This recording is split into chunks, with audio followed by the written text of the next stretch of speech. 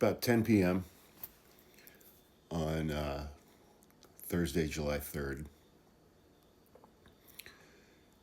Today was an incredibly great day and also a really terrible day.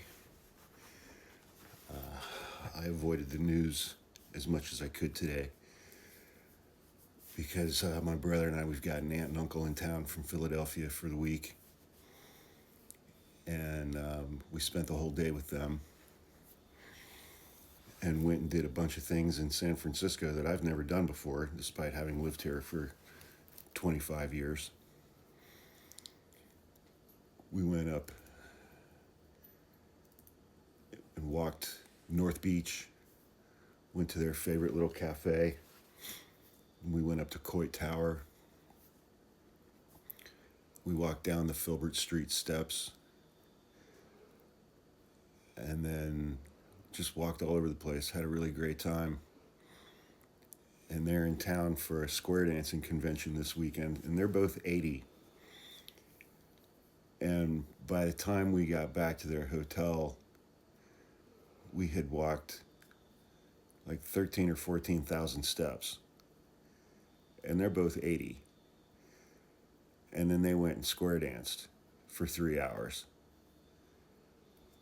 Falcon and I were fried, and they went and square danced for 3 hours, and they're 80. Fantastic day. Absolutely fantastic day. But in the back of my mind the whole day, I knew that the House was eventually going to pass Trump's bill, which they did. And I also knew that I still need to read the articles about and the legal pleading that was filed on behalf of Kilmar Abrego Garcia,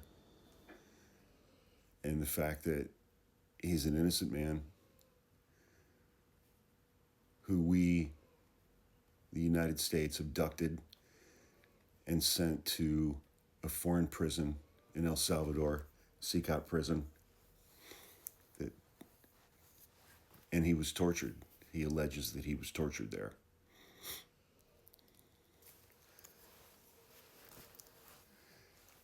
And knowing that that's who we are as a country now,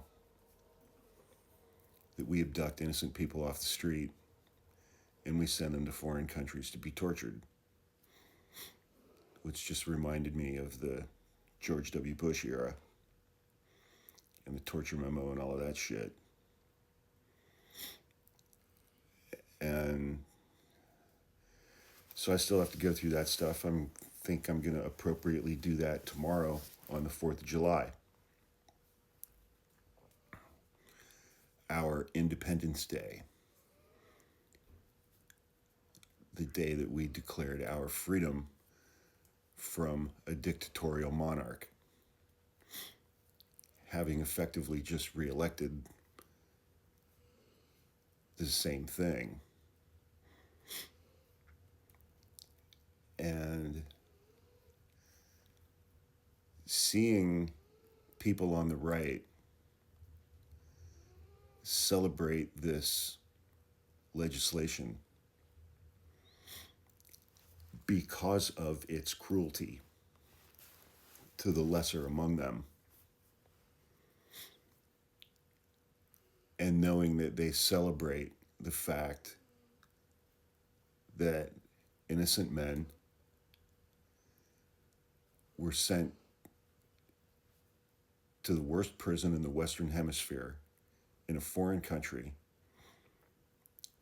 celebrating the fact that these men were tortured simply because they were undocumented immigrants. Kilmar Abrego Garcia is married to a U.S. citizen. They have 3 kids who are all American citizens.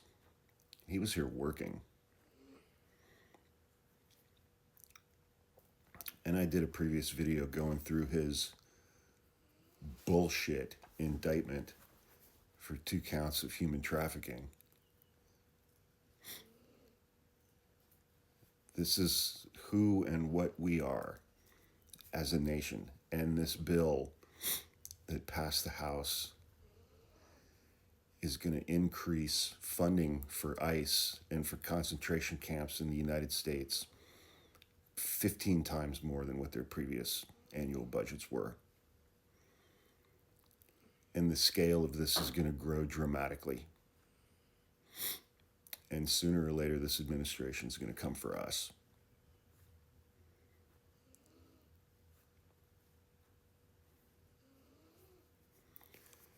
The celebration of cruelty, the fact that these people form community with one another through their cruelty to other people in this country that they don't like, and to marginalized communities in this country because they don't like them. This is going to expand dramatically. And it's going to include American-born citizens who disagree with this administration politically and who speak out against this administration. And the worst, dumbest, most gullible, easily manipulated, hate-filled people in this country are celebrating all of this, blissfully unaware as to how this legislation is going to impact them. And it will.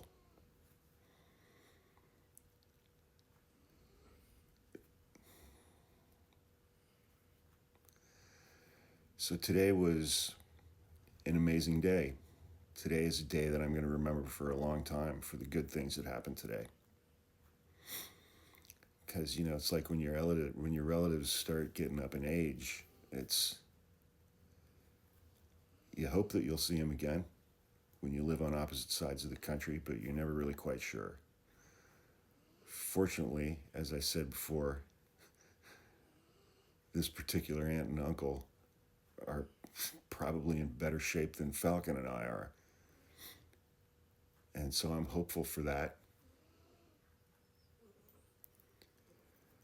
But these other things were in the back of my head the entire time.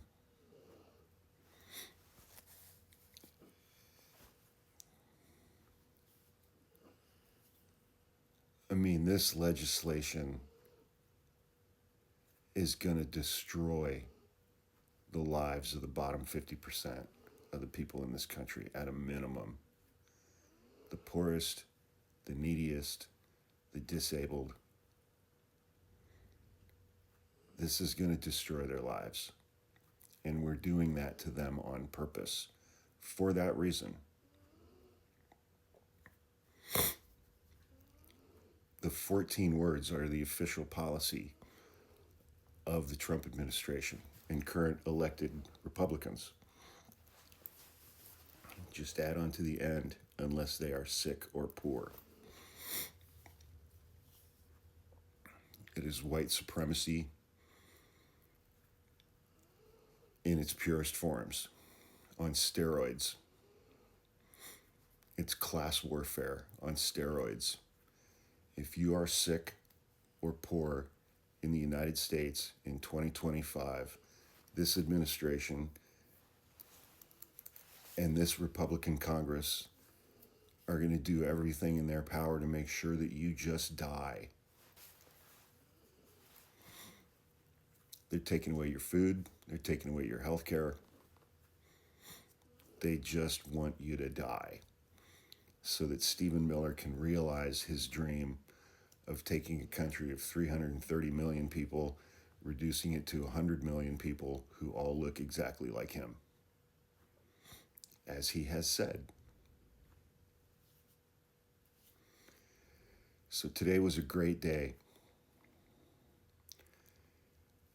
And it was a remarkably terrible, terrible day as well.